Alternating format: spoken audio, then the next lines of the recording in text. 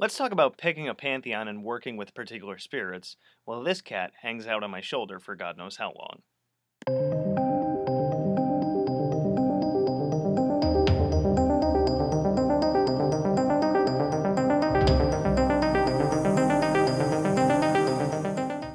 So I got some notes and I'll be referring to those, but when you first start off with magic, it's like who do you work with and like where do you start kind of because there's so many different archetypes and deities and stuff that you can work with, but it's kind of like who do I start with? Who do I pick? So I got some notes. Well, this cat keeps just walking on me and whatnot. And maybe I might move her, but depends on how bad she claws me. So is it important to pick a pantheon? Not entirely. It depends on your outlook. Chaos magicians, in particular, or those that don't exactly follow a particular set, they kind of view it. They kind of view deities and stuff as like whoever gets the job done, I'll work with them. And still others that like to be more traditional like to pick a particular pantheon or set of gods to work with. Yep, looks like we lost the game, and now you guys did too. I particularly lost the game because the cat took off. So, me myself, I work with the Necronomicon entities, which is the Akkadian, Sumerian, Akkadian, basically Mesopotamian deities from the Simon Necronomicon and from antiquity, right?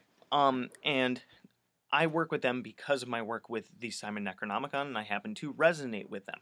I worked with them because of the Simon Necronomicon, but a lot of people kind of do it the other way around. They always have an affinity for, or they have a liking for a particular set of, tales and stories and stuff, and that draws them in. So they might work with Egyptian or Greek or Roman or Norse or what have you.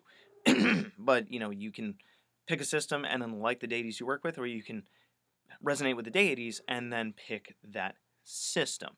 Of course, if you're more of a chaot or a chaos magician, you're like, I want to get this done. Who can help me? That god over there can help me. That demon can help me. That spirit, that name of Marduk can help me. So I'm going to pick and choose. It's a giant buffet out there, and you can pick one of the tables, or you can just cherry pick and see what you like, kind of. But when you pick a pantheon, it gives structure to your workings and familiarity when you go to do a spell because you know who you'll be working with. You really get to know particular entities and deities at a very deep level when you work with them often because you're listening to or reading their stories. You work with them, you kind of know how their energy feels, and just the more familiar you get, honestly, in my opinion, the better. You can pick based on qualities you want to foster within yourself. Think of it like looking for a teacher. If you're lacking in a particular skill, you want to look for a teacher that's good at that skill. So you can look at any deities now, thanks to the internet. You can find information on them, and you learn that their qualities are, good at this, can teach this, da da da da da da, and you're like, I want to work with them, and that's kind of how you pick it. So you find a teacher among gods, spirits, or demons, or what have you, that can teach you a particular skill. You can expand that to working with the whole pantheon or particular type of entity. So like you might, get drawn to working with one of the 50 names of Marduk one day, and that draws you in, and then you end up working with as many of the 50 as you can get to. You might work with a particular deity from a pantheon, and then you're like, hey, this was really cool. Let's see who else I can work with. And then you end up working with more than one god from that pantheon/group, let's say. Or you have a very, very good working with a particular demon, and then you start to look at the other demons when you have other needs or you just want to expand. So the more you work with particular entities, the stronger the connection becomes.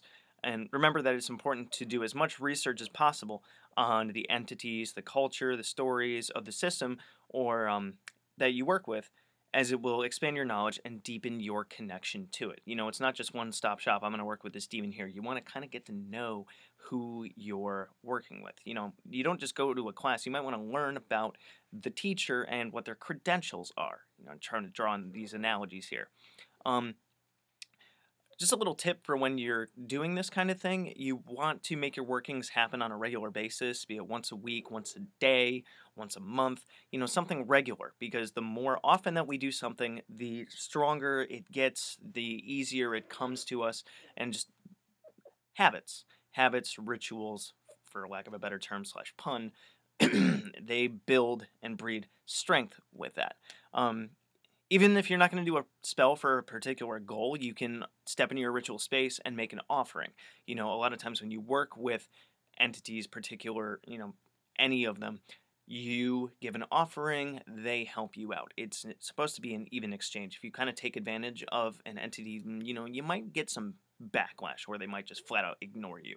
Um, you know, let's see. The more time you spend in ritual with a particular system, the stronger you'll get at it.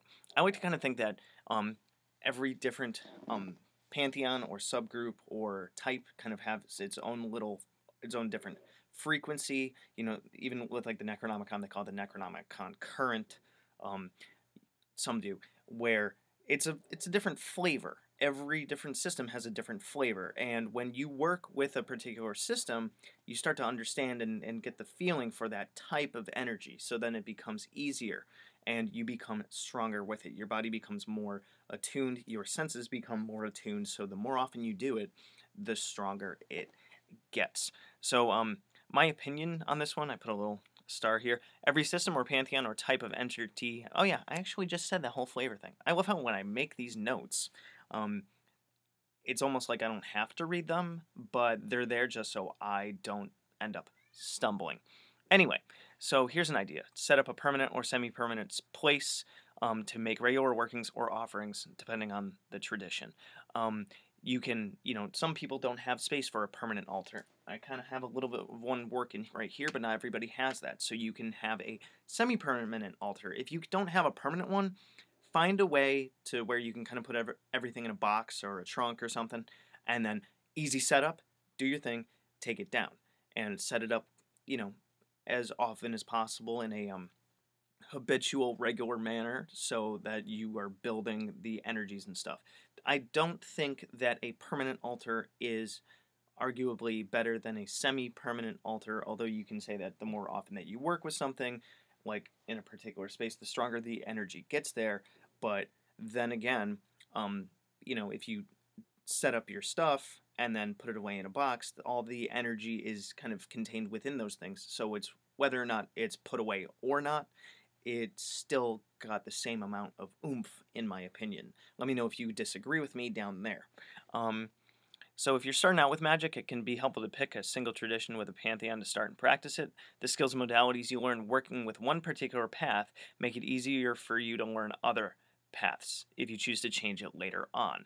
A lot of magical systems have commonalities that may look different on the outside, but all share similar purposes, scopes, and uses. Like, you find that a lot of gods and goddesses or spirits or whatever have parallels in different pantheons. You have like Greek and Roman deities. They're all almost the same thing between like Zeus and Jupiter and any of the other ones. So you can draw parallels. Oh, this guy's a lot like this guy. Oh, this one's a lot like this one.